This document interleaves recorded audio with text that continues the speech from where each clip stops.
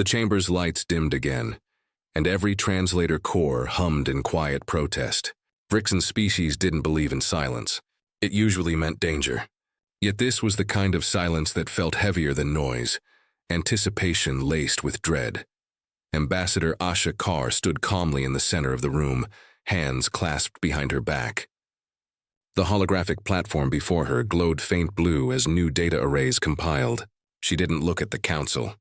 She looked through them, like a lecturer who already knew her audience was unprepared. Now, she began, her tone level but carrying. I'll continue with a selection of Earth's historic apex species. For perspective, the light solidified into motion, a creature of prehistoric muscle and malice. Tyrannosaurus rex, she said again, voice precise. Bite force approximately 60,000 newtons. Forward vision. Complex pack coordination disputed but plausible. Extinct 66 million years ago. The dinosaur lunged, tearing through its prey with animal indifference. Its roar shook the air, projected at full volume fidelity. Several delegates flinched. One crystalline observer reflexively sealed its vent pores, a defensive instinct against imagined predation. These are archival reconstructions based on fossil data, Asha continued. They lived and died long before our species developed tools. Krev, the green-skinned delegate from the Tidehunter worlds, leaned forward. If these things roamed your planet freely, how did your ancestors survive? Asha didn't blink. They didn't. We arrived later. After the sky fell, the hologram shifted, an asteroid hurtling through atmosphere, the shockwave consuming continents. Even through filters, Vrixen's visual organs dimmed against the light. That impact, she said, reset evolution, wiped nearly 3/4 of life. The dinosaurs ruled for over 160 million years. Then in one afternoon they didn't. No flourish, no satisfaction, just fact. And you? Asked Coordinator Veshk, his exoskeleton plates clicking softly. You evolved afterward? Eventually, Asha said. Mammals took the opportunity. The image transformed into a massive ocean predator. Its shadow filled the projection space like a moving continent. Rows of triangular teeth glistened. The water around it darkened as it attacked a whale with a single bite. Megalodon, Asha narrated, 20 meters in length. Apex marine predator, preferred prey, early whales. Extinct 2.5 million years ago. We found tooth fossils bigger than my hand. Vrixen's mind struggled to place the timescale. His own species' written history went back 12,000 cycles. Humans, it seemed, measured time in epochs, and still carried those epochs in their confidence. The hologram shifted again. A flicker of light and motion. Vast flightless birds sprinting through forests. Beaks hammering through bone. Terror birds, Asha said. Top predators for nearly 60 million years. They ran faster than most modern vehicles. Gone now. Then came Smilodon, the saber-toothed cat, its fangs curving like twin blades. The delegates murmured softly. Even dead, the creature looked unstoppable. Vrixen felt a creeping unease. Humanity's world wasn't random chaos, it was a forge. Each new era built something stronger than the last, until extinction cleared the board again. And every time life started over, harder to kill. Extinction, Asha said quietly, was Earth's favorite teacher. We learned its lessons well. Her words hung in the air like a low hum. Why show us you're dead? Asked a glass-bodied diplomat from the Verax clusters. Most species present their living guardians, not their ghosts. Because context matters, Asha said. Every creature I've shown you is gone. Our planet erased them, but humanity's ancestors walked the same ground later and inherited what they left behind. Fear, awareness, adaptation. Those instincts are older than our civilization. The statement didn't feel like pride. It felt like warning. The hologram flickered again, displaying statistics, extinction events, survival ratios, evolutionary rebounds. Vrixen's translator whispered the numbers in his auditory canal, but the meaning struck deeper than digits. This wasn't a planet of victims. It was a planet that kept testing itself until only the clever remained. The chamber lights brightened slightly. Asha looked around. If there are no objections, I'll proceed to current life forms. I believe you'll find them instructive. Vrixen noted the subtle pause before the last word. It wasn't arrogance, it was restraint. The hologram brightened to reveal a murky riverbank. Still water. Birds chattering somewhere unseen. For a moment, nothing moved. Then the surface exploded. A massive reptile launched upward, jaws snapping shut around a struggling animal 3 times its size. It twisted, vanished, and the water stilled again as if nothing had happened. Saltwater crocodile, Asha said, her tone clinical. Living fossil. 94 million years of perfect design. Bite force 16,000 newtons. Average length 7 meters. Currently responsible for an estimated 1,000 human deaths annually. A collective intake of air moved through the council. You live alongside those? Someone whispered. Asha nodded. They inhabit coastal regions. We maintain safety protocols, of course. Rickson scribbled in his log. Predator interaction frequency, unacceptable. Survival rate, equally unacceptable. The hologram faded into snow and resolved again. Endless white terrain under a gray sky. Something large moved across it. Pale, silent, powerful. Polar bear, she continued. Largest terrestrial carnivore. Can smell prey 30 kilometers away. Hunts across sea ice. Conservation status threatened. That last word broke several translators simultaneously. Threatened. Vesk repeated, baffled. Yes, Asha said evenly. Their habitat is shrinking due to climate fluctuations. We're trying to preserve them. Preserve them? Krev sputtered. You're protecting an apex killer? It's not about protecting, Asha corrected. It's about balance. Without apex species, ecosystems collapse. We learned that the hard way. Her voice softened for the first time. We destroyed forests, poisoned oceans, drove hundreds of species extinct. Now we try to stop the bleeding. The aliens looked at her as though she had confessed to a crime. You maintain predators intentionally, said a Vixitar biologist, her crystalline plates vibrating with confusion. You ensure they survive, though they kill your own? Yes, a simple word. Not boastful, not ashamed, just true. Rickson caught himself leaning forward, compelled despite his instincts. Forgive the question, he said. Why not eliminate them? You have technology, weaponry, control systems. Why risk coexistence? Asha tilted her head slightly. Because extermination is easy. Understanding is harder. We choose the harder path, no one replied. Even the translation field hesitated before converting her tone. Quiet conviction layered with something unquantifiable. Are there others? Asked Traten, a winged delegate whose species evolved among volcanic storms. Predators still active on your planet? Asha smiled faintly. Many? The projection brightened again, deep blue ocean, foam cresting over dark waves. A shape breached, sleek black and white, eyes intelligent, movement synchronized with others of its kind. Orcas, Asha said. Marine hunters. Cooperative pack strategies. Intelligence approaching sapience. Range, global. The footage showed them cornering prey with coordinated precision, communicating through sonar bursts. They hunt together, Asha said, and they play. Some teach their young to mimic human speech frequencies. Murmurs swept through the room. Intelligent predators were rare. Domesticated ones were unheard of. Then came hippopotamuses. Massive, semi-aquatic, absurdly proportioned. The hologram showed one charging a boat, splintering it in seconds. These kill more humans yearly than any large predator, she said calmly. We still call them herbivores. Laughter rippled weakly through the crowd. But it didn't last.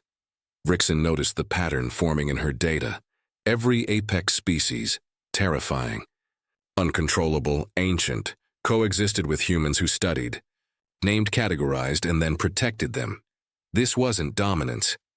It was ownership through empathy. He'd seen worlds sterilized by fear of predators, entire biospheres pacified to protect intelligent life. Humanity had gone the opposite direction. They lived beside monsters and called it ecology. Asha deactivated the hologram. These are only a few examples, she said. There are more, some still undiscovered. The point is not that they frighten us. It's that we survived with them. That's what defines us. Coordinator Vesh cleared his throat. You claim coexistence with such entities is sustainable? Mostly, Asha replied. Those that can't coexist learn to stay away. The rest we manage. Manage, Krev repeated, uncertain. Asha's expression softened into something almost humanly amused. Yes, It's a nice word for a complicated relationship. The chamber stayed silent long after she stepped away from the console. Rickson sat motionless, translator humming in standby. The air felt thin. He reviewed his notes, but they no longer read like data. They read like a warning. Humans didn't just endure monsters. They inherited them. And for the first time in his long career, Rickson realized he wasn't sure whether the galaxy had just welcomed a species, or something evolution itself had been building toward all along. The chamber hadn't recovered. The scent of stress, ozone, ammonia, mineral dust, hung in the recycled air like a fog no filtration system could clear. Delegates whispered in their native harmonics, their tones blending confusion with fear. The humans' presentation had broken the unspoken hierarchy. Every species here measured strength by what they'd survived, but humanity had just proven they'd outlived apocalypses. Asha Kaur stood at the center, expression calm, composed, unreadable. Her holographic console still glowed faintly. Waiting. "Coordinator Veshk," she said, her voice carrying just enough authority to re-establish order. "With permission, I'll continue to the next section." Veshk hesitated, his carapace shifting in what could have been anxiety or reverence. "Proceed, Ambassador. Though I question what could possibly follow that." "Context," she said simply. The hologram blinked alive again. The image wasn't monstrous this time. Showed snow, pine trees, a campfire. A small furred creature approached the flames, cautious but curious. "This," Asha began, "is Canis lupus familiaris, common name dog. But to understand that name, you must know what came before." The projection zoomed out, revealing an older form, larger, leaner, its eyes cold and intelligent. 15,000 years ago, they were wolves, pack predators, efficient, strategic social hunters. Our ancestors and theirs occupied the same ecological niche. We were competitors. A new sequence displayed early humans in primitive camps, fires flickering, wolves circling just beyond the light. The tension was palpable even through the projection. "We should have killed them," Asha said. "Any logical species would have. But we didn't." The scene shifted again, one wolf limping closer, drawn by discarded food. Then another. Humans tossing scraps. The distance shrinking. "We realized something important," she continued. "They weren't just dangerous, they were familiar. They hunted in groups. They raised their young. They understood hierarchy. So instead of killing them, we started feeding them." A low wave of disbelief rolled through the council. Krebs' translator emitted a sharp crackle. "You fed your predators?" Asha nodded. "The wolves that accepted food grew less fearful. The ones that attacked were eliminated. Over generations, fear turned to trust. That trust became loyalty, and loyalty became partnership. The hologram transitioned, wolves shifting through centuries of breeding and adaptation until their shapes softened, their eyes brightened, their aggression turned playful. Smaller animal now stood before the council, tail wagging, tongue out, radiating harmless joy. "Dogs," Asha said, "genetically 99.9% identical to wolves. We call them pets. They live in our homes. They guard our children. They sleep beside us." The council froze. No one moved. Even the hum of translators faltered. Rickson, struggling to process, finally spoke. "Ambassador, forgive me, but you're saying these are the descendants of apex predators?" "Correct. And they live with you?" "Also correct." His mandibles clicked involuntarily. "By choice?" Asha's smile was subtle, knowing. "Ours and theirs." The hologram zoomed closer, showing humans and dogs across millennia, hunting together, exploring, working, resting. The bond looked less like domestication and more like alliance. Through selective breeding, we shaped them to fit roles. Hunters, herders, guardians, companions, Asha said. But in the process, they shaped us too. They taught us cooperation beyond our species. They became our emotional mirrors. A crystalline delegate tilted her head, facets catching the light. "You mean you share empathy with predators?" "Yes, they taught us what trust between killers looks like." A ripple of incomprehension moved through the chamber. For most species, predation and affection were incompatible states. Yet here was proof that humanity had merged them seamlessly. Asha changed the hologram again. The cheerful dog image dissolved into genetic data, double helices spinning side by side. Canis lupus versus Canis lupus familiaris. 99.9% identical, she said. Behavioral reprogramming over 15 millennia. That's what domestication really means. Mutual adaptation at the molecular level. A Vixitar biologist's crystal edges pulsed with alarm. You rewrote an apex predator's evolutionary behavior through selection alone. Asha looked amused. We didn't know what genetics was at the time. We just kept the friendly ones. The statement hit like a pulse grenade. Krev, still green with disbelief, sputtered, "That's not science, that's madness." "It's survival," Asha corrected. "Every civilization here survived its monsters by killing them. We survived ours by convincing them to stay." Her words landed like quiet thunder. Veshk's translator hissed softly before managing speech. "And this worked?" She nodded. "Better than we expected. Dogs became part of our family structures. They recognize emotions. They can sense disease. They willingly die for us." Vrixen's internal sensors registered an involuntary chill through his exoskeleton. "You're describing weaponized loyalty." "Perhaps," she said, "but loyalty isn't a weapon unless someone points it." That silence again. Thick, watching, uncertain. Asha turned to the console. Dogs were only the beginning. The hologram faded to a new form, smaller, sleek, eyes reflective. A predator's face, but elegant. It blinked lazily. "This is Felis catus," she said. The domestic cat. Another predator. Another housemate. The creature stretched, yawned, and began grooming itself with bored precision. These animals domesticated themselves. They hunted the vermin that ate our stored grain. We tolerated them. Eventually, they moved into our homes. Now we buy furniture to accommodate them. Nervous laughter rippled around the room, uncertain if humor was intended. Vrixen leaned forward. "So you didn't tame them through force?" "No," Asha said. "They learned it was easier to live with us than around us." The hologram changed again. Cats stalking birds. Chasing light, curling beside sleeping humans. "They remain efficient hunters," Asha said, her tone clinical again. "Their global population exceeds 600 million. In North America alone, they kill over 2 billion birds annually. We call them adorable." Several translators emitted low error tones, unable to reconcile adorable with mass killer. "You coexist with a species that devastates ecosystems?" asked the Verax delegate, horrified. "Yes, we try to mitigate it. Indoor restrictions, sterilization programs, public education." She paused, faint humor returning. "Results are mixed." The quiet that followed was not admiration. It was something closer to disbelief disguised as awe. Krev's voice broke through. "You feed wolves. You house small predators that destroy your environment. You call this coexistence?" Asha looked at him, eyes calm as deep water. "I call it civilization. We live with what we fear. It keeps us honest." Vrixen's claws tightened against his datapad. He didn't dare look away. The hologram dimmed again. For a moment, only her voice carried. "Domestication isn't control," she said. "It's negotiation. We didn't just teach them to obey, we taught them to belong. And if they refuse?"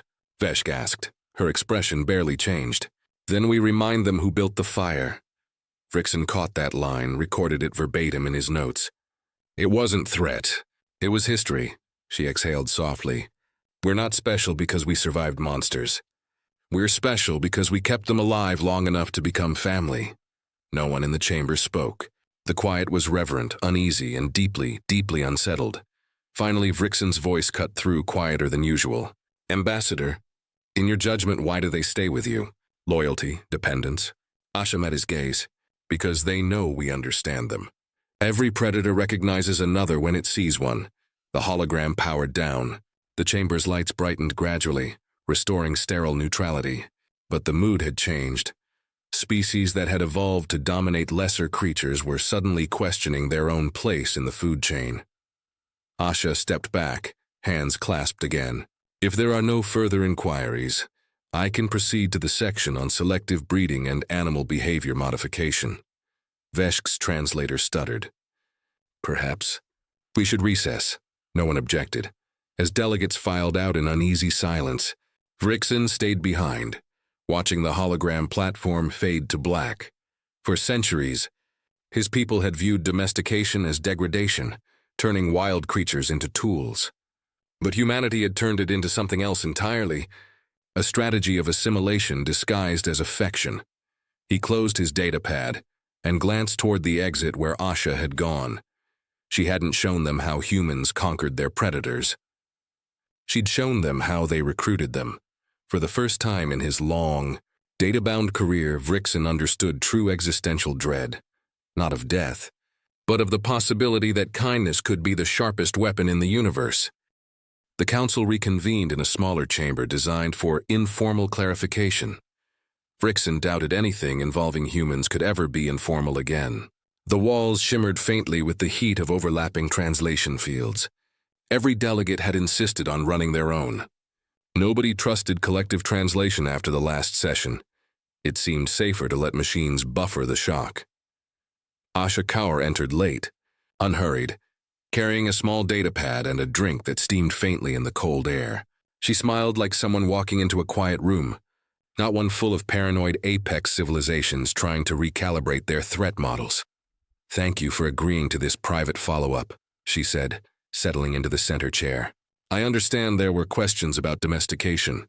"You could say that," Vesh rasped. His voice had lost its earlier composure. One of his forelimbs tapped against the table in restless rhythm. "We are still attempting to process the idea that your species lives with predators." Asha folded her hands. "You'll find humans are adaptable roommates." Krev, the green delegate whose pride in the Tide Hunters had already been reduced to vapor, leaned forward. "Adaptable? You make them sleep beside your young. That's not adaptability, it's recklessness." "Not recklessness," Asha corrected, calm as ever. "Familiarity. Let me show you," she tapped her console. The projection above the table flared to life, showing a sleek animal stretched across a sunlit windowsill. Its fur shimmered gold. Its pupils narrowed to black blades. It yawned lazily, bearing small, perfect fangs. "This," she said, "is Felis catus, the domestic cat, descendant of Felis sylvestris libica, the African wildcat, a solitary ambush predator, still perfectly capable of killing small prey." The image shifted. Footage of a cat crouched in tall grass, muscles coiled, tail twitching. It leapt, struck, killed, and carried its prize away with effortless grace. "We didn't tame them," Asha continued. "They tamed themselves. When we began storing grain, rodents followed. The cats followed the rodents. They learned that living near humans meant unlimited food. We tolerated them because they solved our pest problem. Over time, they decided we were tolerable too." Shren of the Vixitar let out a low harmonic note of disbelief. "You invited solitary predators into your food stores?" Asha smiled. "Technically, they invited themselves." The projection flickered again. Cats curling beside humans, pawing at writing instruments, sleeping in beds. "Now they live in our homes. Many don't even hunt anymore. We feed them, care for them, and they, in turn, choose to stay." Vrixen's translator glitched on the word choose, defaulting to its Kelvathi equivalent for consent through dominance recognition. "It wasn't wrong. How dangerous are they?" Beshk asked. "Individually? Harmless," she said, "but statistically quite destructive. Collectively, they kill billions of birds and small mammals annually. They're an ecological concern." Several delegates stiffened. "You maintain a species that destabilizes your biosphere." Asha shrugged. "We're working on it. Indoor initiatives, sterilization, behavioral research. It's complicated," Krev hissed. "You could eliminate them entirely." "We could," she agreed. "But we won't." "Why not?" "Because they purr," she said simply. The translators hesitated. "Purr?" She played a short audio file. A low, rhythmic vibration filled the room, soft enough to seem mechanical, but layered with warmth. "It's a sound of contentment," Asha explained. "Vibrations that calm both the cat and the human." "It's soothing," silence followed. It wasn't the quiet of confusion this time. It was the unnerving quiet of beings who understood the danger of such simplicity. "You engineered emotional dependence," Shren said softly. Asha shook her head. "No, we accepted it. That's the difference." Vrixen made a note. "Humans disarm through affection, weaponize trust." The projection changed again, this time showing enormous quadrupeds charging across plains. Muscles rippled under sleek coats, manes streaming. The visuals were breathtaking even to alien eyes. Equus caballus, she said. Horses. Originally prey animals, herbivores evolved to flee from danger. We captured and bred them for speed, endurance, and strength. 6,000 years ago, we rode them into battle. The display shifted. Ancient cavalry formations, armor gleaming, riders steering beasts into volleys of arrows. They turned prey into mobility, Vrixen murmured without meaning to. Exactly, Asha said. We made flight work for us. They carried us farther, faster, and into wars they never understood. Yet we loved them for it. Loved. Veshk repeated slowly, as if testing the weight of the word. You mean gratitude? No, she said softly. Love. We bonded with them. We wrote poetry about them. Some humans still keep them as companions, even after inventing machines 1,000 times more efficient. Shren's crystal edges dimmed in disquiet. So your species domesticates what it fears and romanticizes what it exploits. Asha smiled faintly. That's one interpretation. She moved the display forward again. Smaller creatures now, ferrets darting through tunnels, colorful birds mimicking human voices, rodents resting in children's hands. Each more implausible than the last, ferrets descended from polecats, used for hunting rabbits in narrow spaces. Parrots, intelligent mimics. They form emotional attachments. Guinea pigs, originally livestock, now children's pets. Krev muttered. You keep livestock as companions? Some of them, she said. The line between food and friend isn't always genetic. It's behavioral. The crystalline biologist shifted uneasily. You reshape evolutionary behavior for emotional satisfaction. That's one way to describe empathy, Asha replied. For a moment, no one spoke. The hologram cycled lazily, an entire menagerie of creatures humanity had folded into its domestic sphere. Vrixen watched, trying to find a pattern beyond madness. Then he saw it, the unbroken chain between fear and familiarity. Every species humans encountered became something manageable, something understood. They didn't destroy predators. They integrated them. They didn't reject prey. They uplifted it. He spoke before realizing he had. You domesticate as a survival mechanism. Asha's gaze flicked to him, sharp but not unkind. We adapt, Commander. It's what we do best, Shren interjected, her tone brittle. No, adaptation is reaction. This is strategy. Asha didn't deny it. Maybe both. Veshk's voice came quieter than before. How far does this impulse go? Asha considered. Some humans keep reptiles, snakes large enough to crush them. Lizards that can maim, venomous arthropods sealed in glass for study. Even big cats in some places, though that's mostly outlawed now. Why? Krev asked again, voice thin. She met his eyes. Because they're beautiful. Because danger fascinates us. Because understanding something that can kill you makes you feel alive. The words hit like an echo of something older than species. Older than reason itself, Vrixen whispered. You aren't afraid of them. Oh, we're afraid, she said. But fear doesn't stop curiosity. Curiosity made us what we are. It's why we left our caves, crossed our oceans, reached your stars. The projection faded to black. The only sound left was the faint hum of translation fields struggling to render the silence. Veshk finally broke it. You've made every living thing on your planet part of your story. Predators, prey, everything. That's how we survived, she said. We learned that conquering the world wasn't enough. You have to live with it. Krev shook his head slowly. You blur the line between control and coexistence. Asha's voice turned almost gentle. We prefer to think there is no line. She deactivated the hologram, the chamber plunging into its natural low-light blue. That concludes the domestication section, she said. Next, I can show how we've begun to reintroduce predators we once drove extinct. Wolves, big cats, bears. We want them back. Veshk lifted one claw, halting her. Enough. The council will require... Asha inclined her head. Of course, she turned to leave. Her footsteps echoed softly against the crystalline floor, measured, unhurried. When the door sealed behind her, the delegates spoke at once, voices overlapping in confusion. Vrixen said nothing. He only stared at the dark holographic platform, where moments ago predators had purred, galloped, and knelt at human command. He'd come to understand something fundamental. Humans didn't conquer nature through dominance. They absorbed it. Every relationship they built blurred the line between enemy and ally until both terms lost meaning. He thought of Asha's final words, the quiet certainty beneath them. We prefer to think there is no line, and he realized the rest of the galaxy had just been invited to cross it. Vrixen sat in his private observation cell long after the chamber emptied, the faint reflection of his own compound eyes mirrored back in the viewport. Outside, the trade rings of Velsha Prime glittered like a spiral of watchful stars. Every delegate had left shaken, some furious, others quietly terrified. Humanity had arrived as a curiosity. They were leaving as an existential variable. He scrolled through his notes, columns of data, fragments of Ashakar's words, each more troubling when isolated. We didn't tame them, we befriended them. We didn't kill monsters, we adopted them. No matter how clinically he tried to frame it, the pattern was unmistakable. The door chimed once. He didn't answer. The lock disengaged anyway. Shren of the Vixitar entered, translucent carapace shimmering under the sterile light. Her eyes, 6 faceted mirrors of calculation, stayed fixed on him. Still awake, Commander? Not sleeping until I understand this, Vrixen said. Understand what? Humanity.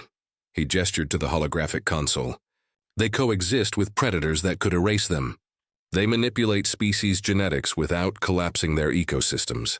They turn monsters into companions. Every model I run says this should be impossible. Shren seated herself across from him, legs folding with insectoid precision.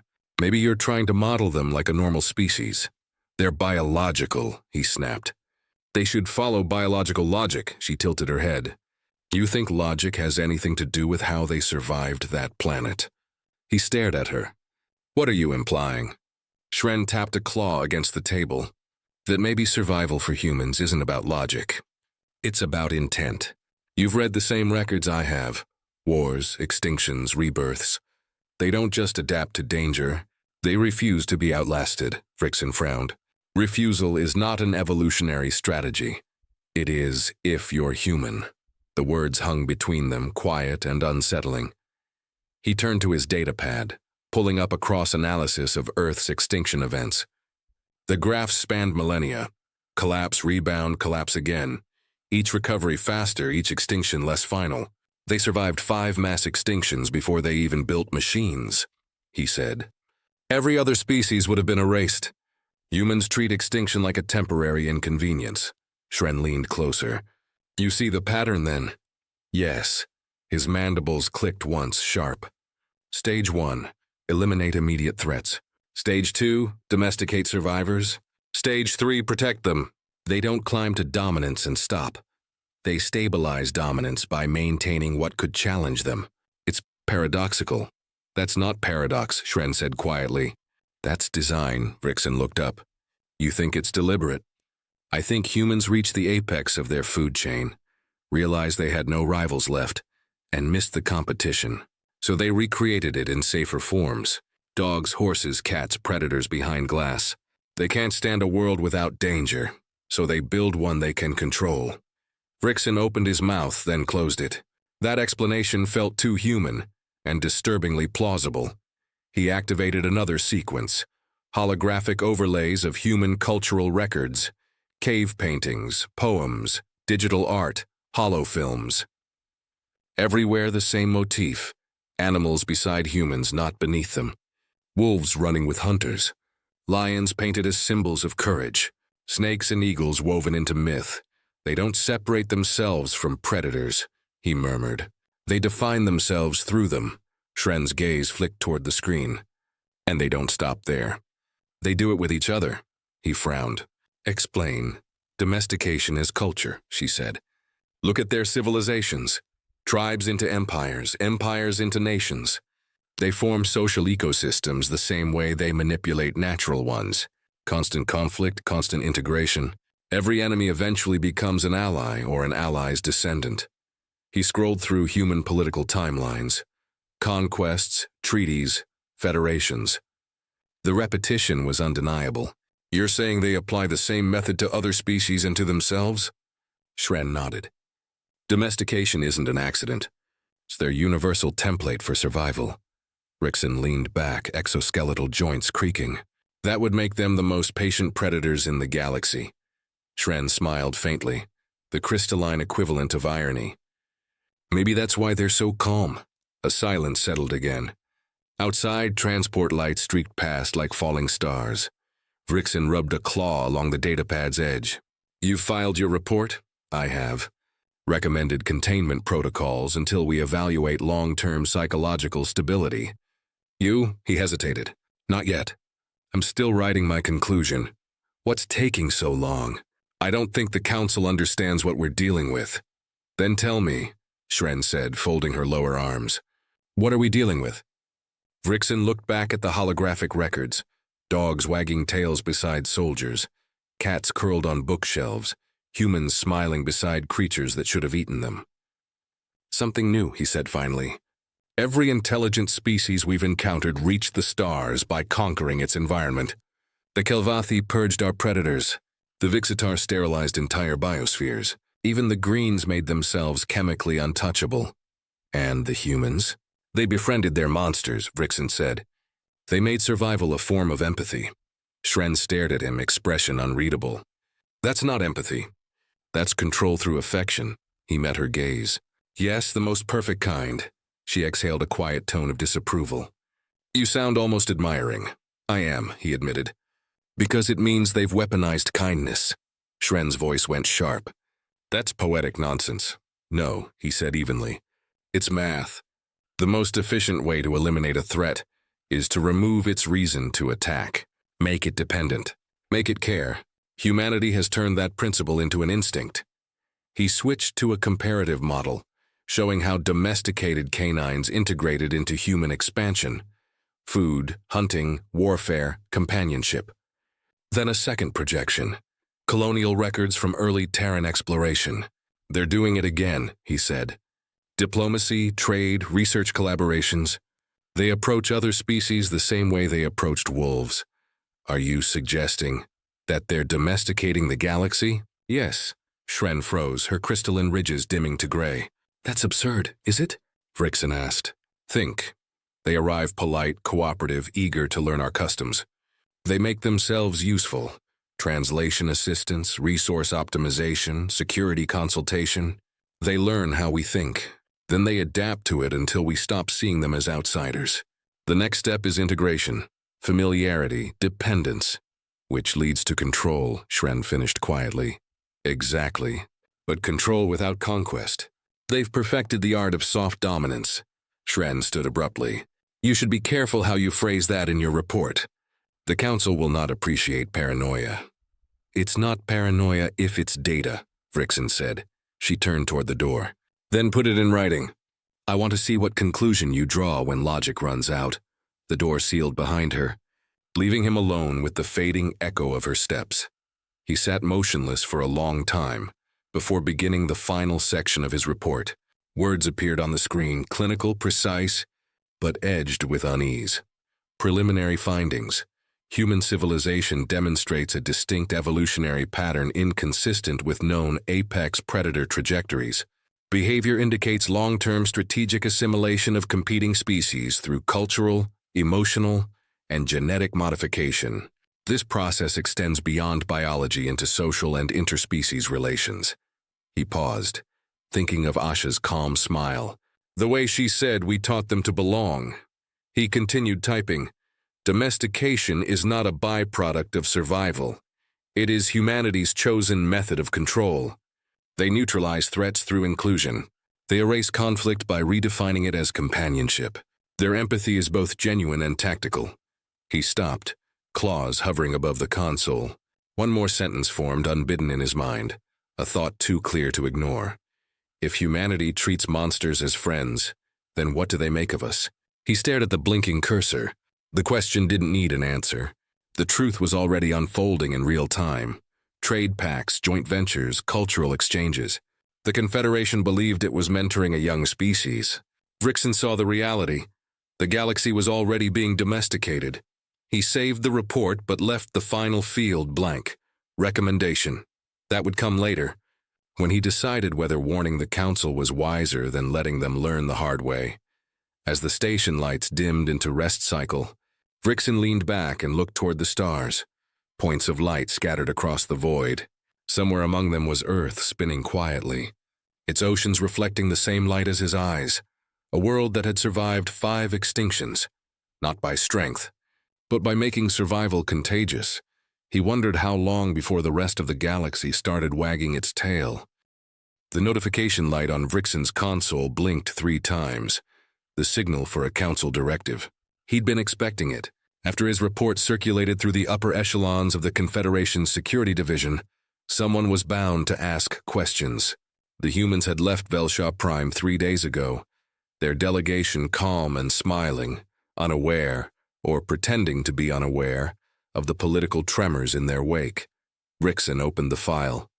Preliminary assessment accepted. Full review pending. Below that, a simple order. Provide final recommendation within 72 hours. He leaned back, mandibles pressed together. The phrasing was bureaucratic, but the subtext was clear. Decide whether humanity was ally or contagion. The door chimed once. He didn't need to check who it was. Come in, Shren, he said. The Vixitar biologist entered silently, her crystalline frame refracting the pale light of his quarters. She didn't sit. You've read the directive? Just now. Her voice had lost its analytical edge. The council is divided. Half want open trade and cultural exchange. The other half demand quarantine protocols. Vrixen rubbed the side of his temple with one claw. And you? I want to understand what we're dealing with before we decide how to contain it, she said. You spent the most time studying them. What's your conclusion? He gestured toward the viewport, where the planet's night side gleamed like polished obsidian. That we may already be too late, she frowned. Explain. Integration has already begun. The human delegation's scientific archives have been shared. The Veshkari are using Terran algorithms for resource allocation. The Greens requested joint medical research on symbiotic organisms. Every treaty signed, every collaboration. They're building the same pattern we saw on Earth. Familiarity first. Dependence second, Shren crossed her arms. You're saying they're domesticating us. I'm saying they're being human. It amounts to the same thing. For a moment, neither spoke. The hum of the station filled the silence, steady, predictable, mechanical. It made what came next feel even more dangerous. Vrixen opened his personal log and projected the final section of his report. Lines of data scrolled upward. His analysis of humanity's behavioral symmetry between ecology and diplomacy. They don't dominate through conquest, he said. They offer cooperation. But cooperation comes with familiarity, and familiarity creates attachment. Once that happens, no species treats them as a threat. And once you stop seeing a predator as a threat, you've already lost. Shren studied him. Do you think it's intentional? That's the question, isn't it? Are they manipulating us consciously? Or are they simply following instincts honed by evolution? Either way, the outcome is identical. He tapped the terminal. The last line of his report glowed faintly. Recommendation pending. Shren's voice softened. If you tell the council what you just told me, they'll panic. They'll cut off contact, maybe even consider containment. That won't end well. I know. Then what will you tell them? Vrixen didn't answer immediately. Instead, he called up the image he'd studied too often in recent days. A still frame from the final moments of Ashokar's presentation. The dog, tail wagging, eyes bright, tongue lolling in innocent joy. Behind it, the human woman smiling. Not with superiority, but with contentment. She wasn't lying, Vrixen said. They really do love the creatures they tame. Shren tilted her head. Love doesn't make them less dangerous. No, he said. It makes them inevitable. She exhaled a harmonic note that translated as both frustration and pity. Write your report, Commander. Just be careful what kind of truth you decide to tell. When she left, the door sealed with a soft hiss. Vrixen turned back to the console and began typing. His claws moved quickly, each sentence measured but final. Recommendation: maintain open relations with humanity. Encourage collaboration in controlled settings. Discourage hostility at all costs. He hesitated, then added, ensure humans perceive Confederation species as allies, not rivals. Under no circumstances should we allow ourselves to become an obstacle to their expansion. They do not destroy obstacles. They absorb them. He encrypted the document, marked it for priority delivery, and sealed the terminal. Then he did something rare for his kind. He left his quarters and walked to the observation deck. The transparent dome stretched wide, stars shimmering across the void. A few other officers were present, but they gave him space. Vrixen stepped to the railing and stared outward, toward the distant spiral of the Sol system. Somewhere out there, the architects of the universe's newest political shift were already back on their homeworld, smiling, teaching, building connections. He thought of the alien council chamber, of Ashikawa's composure as she displayed Earth's predators, the unflinching tone when she said, "They're extinct," the faint warmth when she added, "Those were puppies." He could still hear the nervous laughter that followed, the laughter of species who thought they understood danger. The console at his wrist vibrated, a new message. From Asha, no subject line, just an attached image. Against better judgment, he opened it. The photo showed the ambassador kneeling on what appeared to be a domestic floor, soft lighting, synthetic carpet. In her arms, a small creature with oversized ears and a joyful expression squirmed playfully. The caption beneath read, "Meet Copernicus. Rescue case. Previous owners couldn't handle him. Wish me luck." Vrixen stared at the image for several long seconds. The creature looked harmless, but the name choice struck him as deliberate. Copernicus, the one who changed how a civilization saw its place in the cosmos. He typed back before he could stop himself. He looks remarkably dangerous. The reply came less than a minute later. Wait until you see what he does to furniture. Total apex predator. He almost smiled, a reflex his species hadn't evolved for. Vrixen turned his gaze back to the stars. For the first time, the emptiness of space didn't feel empty. It felt occupied. By intent, by patience, by something quietly expanding its circle. He activated his private recorder. One final note for his personal files. Every apex species we've cataloged built its dominance on elimination. Humanity builds theirs on preservation. They make friends with what they could destroy, protect what could harm them, and call the process compassion. It's not deception, it's evolution, refined until kindness became a survival mechanism. He paused, searching for the right conclusion. When the Council learns what I've realized, it won't matter how many protocols they write. You can't quarantine influence. It spreads like trust. They don't conquer worlds. They invite them home. Outside, a freighter passed through the station's defense grid, a Terran design unmistakable in its practicality. The side of the vessel bore the words United Systems Expeditionary Fleet. He zoomed the viewport lens. Beneath the official insignia, painted by hand, was a smaller emblem, a paw print surrounded by a ring of stars. Vrixen closed the recorder and whispered to no one in particular, "They've already started." The stars beyond Velsha Prime glittered faintly, each one a potential habitat, a future ally, or a future pet. He thought about the Council's hesitation, about their fear of contamination. But what humanity offered wasn't contagion, it was invitation. That was the real danger. They didn't infect by force. They transformed by proximity. He imagined, not without a trace of awe, 1,000 alien species slowly reshaping themselves around the human pattern, learning empathy, adopting customs, integrating into the strange gravity of their charm. A galactic network bound not by conquest but by affection. It was horrifying. It was beautiful. And it was already happening. Vrixen glanced once more at the image of the ambassador and her new companion. The creature's bright eyes met the camera's lens with an expression that could only be described as trust.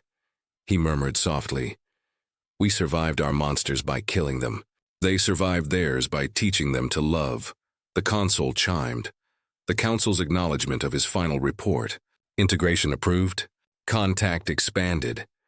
He turned back to the stars and whispered the only warning that still mattered. Befriend them before they decide to domesticate you. The station lights dimmed into night cycle, and Vrixen remained at the viewport until the stars blurred together into one endless, living constellation, bright, patient, and human-shaped. The Council chamber of Velsha Prime wasn't built for comfort. It was built to remind every species in attendance that survival was never gentle. Jagged walls of crystalline stone caught the chamber's low light and scattered it into shifting patterns across the delegates' tables, fractured rainbows glimmering over carapace, scale, and fur. The air shimmered faintly with the hum of translation fields and the stale tang of recycled atmosphere. Commander Vrixen adjusted the seals of his exoskeletal armor and focused on the dais. His claws flexed in unconscious rhythm, a Karkelvathi tick that meant his threat assessment instincts were already working overtime. Across the tiered chamber, 47 species waited their turn to prove they belonged among the galaxy's survivors. The Galactic Threat Assessment Council convened once every orbital cycle to share ecological intelligence, trade biological data, and unofficially to boast about the nightmares their worlds had produced. The unspoken rule was simple. The more horrifying your planet's apex predator, the more respect your civilization commanded. Vrixen had seen this play out for years. The aquatic representatives of Vashirun displayed leviathans that swallowed mining submersibles whole. The Trelli consulate showed footage of sulfur-dwelling spine beasts capable of melting armor with their breath. Each time, the room filled with appreciative gasps, notes exchanged, cautious admiration shared through pheromonal bursts and translated harmonics. By hour 3, the novelty had decayed into numb endurance. Even fear, it seemed, could grow dull. But as the green hierarchy began their turn, interest returned like a live current. Their delegate, a chitinous being named Krev, raised a delicate claw and activated the holographic platform. "From the swamps of Thaimura," he announced. His voice a soft buzz filtered through his translator. "We present the Tide Hunters, 6-legged ambush predators capable of dissolving organic tissue in under a minute." The chamber dimmed. A translucent image sprang to life above the dais, sleek amphibious monsters sliding from the black water, skin gleaming like wet armor. They struck fast, dragging prey under before the screaming even began. Someone in the back hissed admiration. Someone else gagged. The hologram cycled through casualty projections. Planetary death tolls, biochemical breakdowns, military countermeasures. Krev looked pleased. Vrixen made a note. Efficient but unsustainable biology. Over-reliance on corrosive enzymes. Then came the Vin Dominion, unveiling their atmospheric jellies, vast, drifting sacs that filtered entire cities through acid membranes. The projections for loss of life were impressive, so was the collective shudder that passed through the crystalline delegates, whose silicon physiology didn't take kindly to acid-related imagery. By now, Vrixen's own scales itched under the armor. He'd cataloged predators across 43 biospheres, most lethal enough to erase species unprepared for them. But these were primitive terrors. Blunt instruments of natural selection. He could handle those. He didn't realize yet that he hadn't seen a real monster. When the final applause faded and the lights steadied, Coordinator Veshk, a many-jointed being who looked like evolution had used explosives during design, extended one glittering claw. "Next delegation," Veshk rasped. "Planet designation Earth, Sol system." The murmuring started instantly. "Primitive species. New addition. They still use combustion engines." Vrixen felt his antennae twitch. He'd read the brief, recently contacted less than a century into spaceflight. Population dense, technologically erratic. The Confederation had invited them as a courtesy, a gesture toward inclusivity. Nobody expected the Terrans to contribute anything but polite observation. At the far end of the chamber, Ambassador Asha Kaur stood. She was tall by human standards, her dark hair drawn into a precise knot, posture steady despite the room's scrutiny. No ceremonial armor, no kinetic shielding, no biohazard seals, just an unadorned black uniform with the insignia of the Terran Union glinting at the shoulder. That alone was unnerving. Most species dressed to advertise survival. Spikes, carapace plating, luminescent displays. The human dressed like danger was beneath her notice. "Thank you, Coordinator Veshk," she began. Her voice came through steady and clear, the kind of tone Vrixen's translator labeled controlled confidence. "I've prepared a visual briefing on Earth's apex predators, organized by chronological order for ease of understanding." She gestured lightly, and the holographic array responded. A shadow filled the chamber. The creature that appeared towered over the delegates' tables, its head brushing the upper ring of the dome. Bipedal, muscular, jaws serrated with teeth the size of combat blades. It roared, a thunderous subsonic bellow that rattled translation matrices and made 3 delegates faint outright. Tyrannosaurus rex, said Asha, as if she were describing a garden pet. Dominant terrestrial predator of the late Cretaceous period. Estimated bite force, 60,000 newtons. Primary diet, armored herbivores up to 9 metric tons. The hologram looped, showing the animal chase, strike, devour. Its prey, a horned giant, crumpled under its weight. Someone whispered, "How did your species survive that?" Asha smiled faintly. "We didn't." Before anyone could process that, the display shifted. Now a massive shape emerged from simulated water. Smooth, predatory grace, teeth arranged in endless rows. Its mouth opened wide enough to swallow a skimmer hole. Megalodon, she continued. Marine apex predator. Miocene to Pliocene epochs. Length 20 meters. Prey, whales. The room fell utterly silent except for the hum of the hologram. Even Vrixen's internal sensors registered a drop in ambient temperature. Then came others. Saber-toothed cats with blades for teeth. Terror birds, flightless avians taller than most delegates. Smashing skulls with beaks built for blunt force trauma. Dunkleosteus, an armored fish with a bite capable of cleaving metal. Each projection was accompanied by sterile statistics, mass, de-age lethality, and each one worse than the last. It wasn't the creatures themselves that horrified the council. It was the implication behind Asha's tone. She spoke of extinction as if discussing a natural hobby. These species, she concluded, no longer exist. They were eliminated through natural events, asteroid impact, climatic shifts, ecological collapse. They were our world's trial run. Veshk's translator sputtered before managing. You mean, they are gone? Asha inclined her head. Completely.